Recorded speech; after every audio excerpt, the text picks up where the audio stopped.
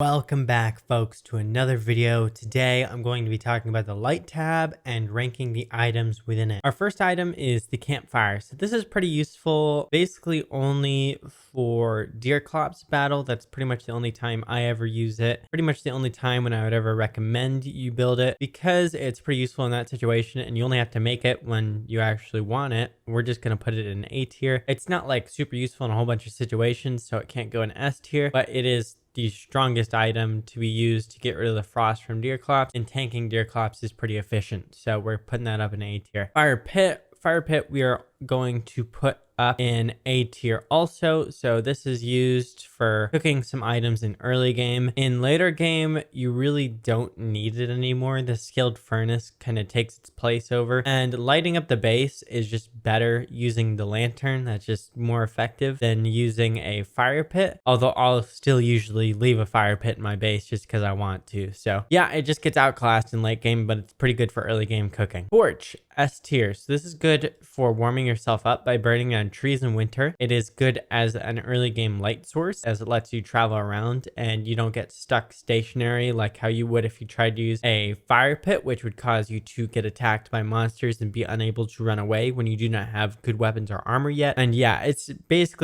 useful in late game for dealing with cold by burning things, and then it's also useful in early game for light. So just an S tier item. Miner's hat. I had to put this down in F tier. This item used to be good a really long time ago, like before the caves came out, but it's just not good anymore because so many items have come along that just take chips away from it of where it would actually be useful. Now I hear people always saying in the comments like, yeah, it's useful if you don't look at those items though. Whenever I'm looking at items in these tier lists though, I'm seeing if it has a use case. The miner's hat currently does not have a single use case where it is the best item, not even like a super niche use case. So I cannot rank it any higher than F tier. It's completely useless. It doesn't even need to be in the game. If it was removed, there would be no difference. Now, here's what I would recommend Clay to do if they wanted to change this, is just make it so you can drop it on the ground like the lantern and have it provide light. Then I'd see it going up a lot in this tier list and actually becoming a useful item again, instead of just being a useless head slot light item that really serves no purpose. Pumpkin lantern. This is purely decorative. It can provide light, but it's way too expensive. F tier. That's all you gotta know. It was only added to the game to be a decoration. The lantern, S tier. This is one of the best items to provide light with. You need light and it works well for traveling. You can drop it on the ground instead of wearing it in your hand when you need to put something else in your hand. If, say for instance, you need a pickaxe, or maybe you need to get out your handbat or dark sword. So it's a pretty good utility item, and you can use all your slots with it while having it provide light for you. So it's extremely good. It's pretty much the go-to later game light item, and you can get it on like day 1 or 2. It's not hard to get at all. All you need is an alchemy engine, and then it costs a couple of light bulbs. It's like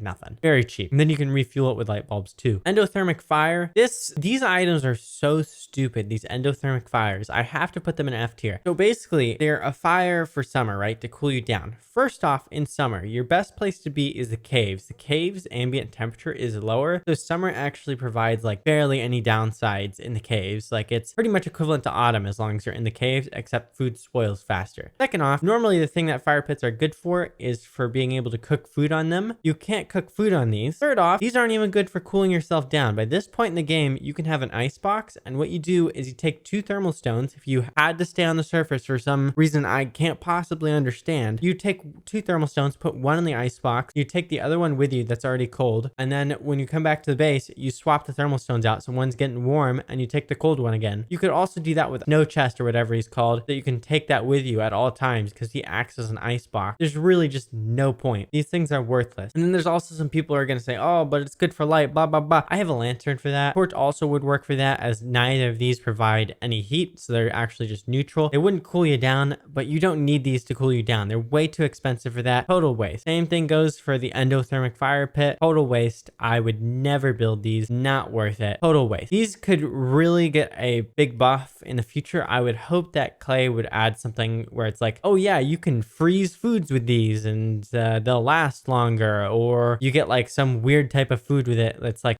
dry freezed or something, and it's better counterpart to cooking them. I don't know, but it needs some sort of buff. Otherwise, it's just completely worthless. Moggles. I'm putting Moggles down in D tier. Some players say Moggles are good in early game. They are not good in early game. They're just too expensive. They take a lot to refuel using glowberries, and to build them in the first place, not cheap. Takes a while. You got to go out of your way for those resources. I would not recommend. A lot of players recommend them for runes rushes so that you can see things around you. The only reason why that's recommended is because when a new player tries to runes rush, they don't know how the runes look like, so it would help them try and figure it out. I would recommend that you just go in there in creative mode once, take a look at it before you try and do a survival runes rush, and just don't use Moggles. It's a waste. But they are useful if you're in like a really late game mega basing world, especially if you already have bone armor, because if you have multiple sets of bone armor, you might be using these while you're clearing out the ruins, and then you're probably swapping between the bone armor to get rid of any attacks that are hitting you as your main armor. And this will just help you avoid some more attacks than you normally would, so that you don't get comboed out, which would let you die even if you have bone armor on. And it would help you just catch anything that you need to know is coming ahead of time. The only reason why that's workable in late game is just because you can kind of start to farm some of the things that are necessary to refuel it, and it's not nearly as expensive anymore. Just like everything else is not nearly as expensive anymore in super late game. So yeah, if it was cheaper, I would use these a lot more often. If I could refuel these with light bulbs, I'd probably put them up to S tier, but because they take glowberries, they're just a bit too expensive to be used oftentimes. Willow's lighter, so I'm gonna put this up in A tier. This can be used to cook for Willow.